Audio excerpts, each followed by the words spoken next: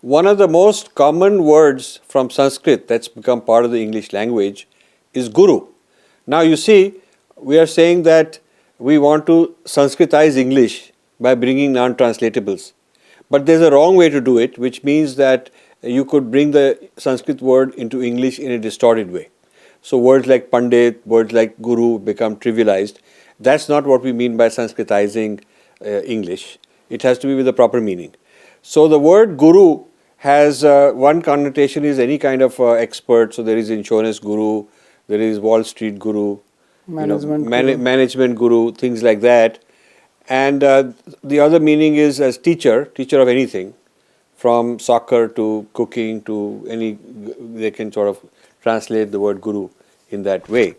Now the word teacher is defined as a person who teaches or instructs, especially as a profession.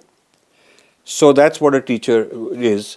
So how would you differentiate guru from that? Yeah, the guru, the original sense of the word guru is actually very important. As Krishna says that Acharya mam vijaniyat, na manyet karichit, na martya buddhya suyet sarva deva mayo guru. He makes a very strong statement that Guru is Sarva Deva Maya, means he is actually personification of all the devas, which means that if you can approach a qualified Guru and serve and worship and learn, it is as good as worshipping God or worshipping any of these other devas. So Guru ek upasana ek buddhya. He says that Guru, just by worship of Guru, you can go beyond this material world. He is Guru Karna Dharam. Guru is like a captain for the boat to cross over this material world. So the original meaning of the word Guru is in that sense, that it is God who manifests himself as Shabda Brahman, as we have been speaking.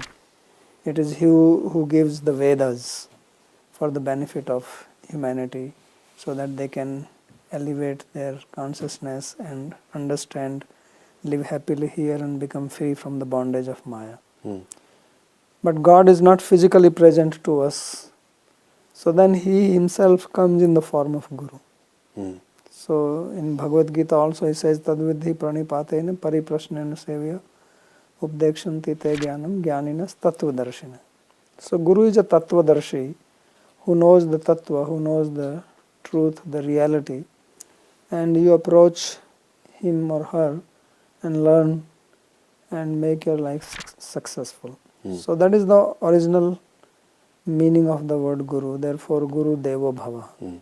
This is the teaching, last instruction used to be given when the student completed education in the Gurukula and when he is leaving. So then this is the instruction given by the teacher, Matri Devo Bhava, Pitri Devo Bhava, Atiti Devo Bhava, Guru Devo Bhava. So this instruction is given because it is Guru who opens the eyes. Jnana timrandhasya jnananjana shalakaya. He gives the knowledge to open our eyes. And that's how the word Guru is also defined. Sometimes they say that Guru means Guru. Gu means ignorance, Ru means remover. One who removes your ignorance is called Guru. So the meaning which is contained by the word teacher, that does not convey that does not capture all this meaning. Although the sense of teacher and expert, this is contained in the word Guru. Right. So the Guru is a superset, a bigger meaning than just teacher. Yeah. Teacher is part of the Guru's job. Teacher could be, as you know, teacher for karate, for judo. When you have a Guru who's teaching something like military weaponry, but that's called Guru also in Mahabharata. Yeah. So how do you explain that? It's not necessarily teaching him worship, but he's teaching him weaponry. Yeah, but this is our misunderstanding. We think that when Dronacharya is teaching to Arjuna weapons, that he's just teaching him how to shoot arrows. No, he also was teaching him something beyond that. You know, these Brahmastras, Varunastras, Indrastras, all these astras, they are not just physical arrows, they are containing higher science, science of chanting mantras, controlling your senses, and then how to empower your arrow with the power of that mantra into it. So this military science or any other science, Sthapatya, the engineering, they were all part of the Vedas. There are 4 original Vedas which are more, you can say theological, philosophical, metaphysical. But then we have Upavedas like Ayurveda, Sthapatya Veda, right? So these Jyotish, so these are the practical parts of the Vedas. So they're also part of the Vedas. So this martial art was not something independent shooting. Right. So what we are saying is that the Vyavarika, the guru who's teaching something Vyavarika, that Vyavarika is linked to the Paramarthika. Right. That's why just as a Brahmana respects the Shastra, Vedas and worships them, Kshatriyas would respect their weapons like that. Right. This is one of the reason why India fell under the rule of the foreign invaders. Right. Because Kshatriya would not touch his weapon in the morning before he has bathed and chant his Gayatri mantra. Kshatriyas also had sacred thread in those days, and they chanted, and then only they will worship their weapon and then treat it like this was like their god. Right. So there's a whole ethics to fighting also. Right. It was dharma yuddha. Right. So in India, everything was ultimately related with God. Right. There was a divine part to it. Right. And that's why Krishna says that this is dharma yuddha. And if you do this, hato va prapsasi swargam, jitva va bhokshase mahim, that if you get killed, you will go to heaven, you will go to swarga. So that reason was that this was part of their dharma. Guru teaches you something in the context of dharma. Right. Even though it may look like Vivarik stuff. Yeah, it may look like secular to you, but actually it is part of the divinity. Right. So that is the sense of Guru, and therefore there was so much reverence for that. I mean, we earlier in one of the episode we spoke about Dronacharya and Eklavya. So Eklavya was also treating Guru like that. Will any person who is learning martial arts like that be having such a reverence for their teacher as Eklavya had for Dronacharya? No, I cannot imagine that. Is then there also another connotation that Guru also exemplifies character? Yes. It's not just skill in something. So you don't expect the Guru to go and get his student drunk and go involved in all kind of... His own lifestyle has a certain character. Yeah. So a teacher can be, in the modern sense, he could be a teacher of mathematics, but it has nothing to do with what kind of a life he's living. Yeah, he may be smoking, drinking. He can go with his own student, a professor in the university, and be sitting in the bar drinking. So that would but that would violate the Guru ethics. Yeah, Guru, you cannot imagine that Guru will do something like that. Right. You cannot think. Guru has a character. Yeah. So that's a very important thing. Yes. Because teacher can be a brilliant teacher, do very well, get promoted and all that without having anything to do with the character. Yes. People will say he's doing his job and don't get into his personal life.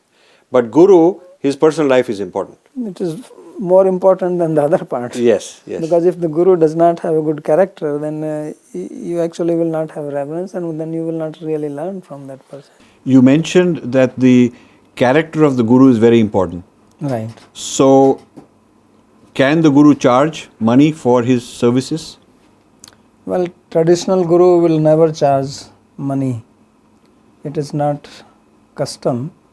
The students come and they study because the Guru's interest and aim was not to make money, but it was his drive and his passion, so to say, to teach, and it was his also dharma to do that.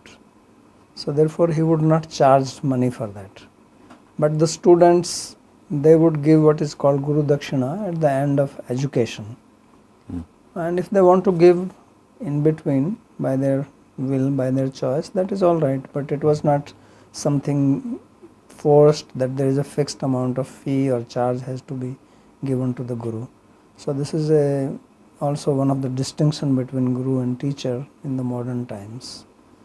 And you can still see in many places, like you go to music gurus these days and then you study from them. So it is not that they have some fixed fee. Of course things are changing, but not everyone is like that. I personally studied from my guru, and I had another, guru, Nyaya. I studied more than 20 years, and there was no such thing as paying some regular fee or anything. From my own, heart and liking and to help them, I did what I could, but it was not like I have to do it. And I am same, I teach, but I don't have any fee, I don't charge. In fact, I keep teachers with me whom I paid for their maintenance and their teaching, but no student has to pay anything. So this is our custom in India. Otherwise everything becomes a business. So we have a system where the inner being, the quality of the inner being, manifests in outer activities which you can teach other people also. So therefore you cannot divorce the two, you cannot separate the two. Whereas I think in the Western system, the competence of a teacher and how you are performing as an employee and so on really has nothing to do with your inner life. Yeah, so therefore Guru is also an exemplary person. Yes.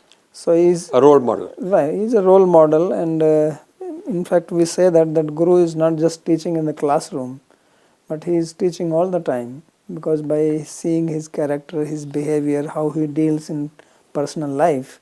So that is also an education which is missing in the modern education system. You Yes. see, in the modern education system you can become engineer, but then you don't learn how I have to deal in my family life, how I have to deal with my wife and children when I get married, how do I have to deal with my parents. But in the Gurukula you lived with the family of the Guru, so you also saw how he is treating his children, how he is treating the students, and how he is dealing with other people in the society. So this was an example for them. So Guru 24/7, his lifestyle is important, Right. and is used as a role model for the students.